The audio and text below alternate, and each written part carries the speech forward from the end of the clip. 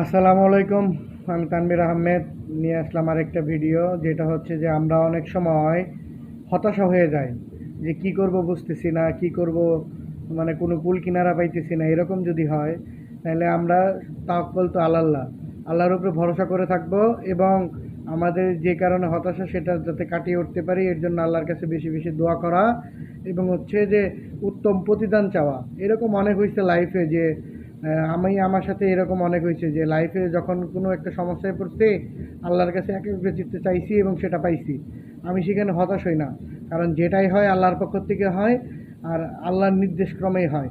আর এটা সবচেয়ে সত্য কথা যে আল্লাহ যা করে বান্দার ভালোর জন্যই।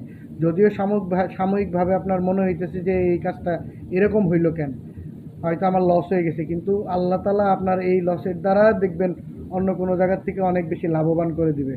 সো ভালো লাগলে সাবস্ক্রাইব করবেন, ভালো থাকবেন।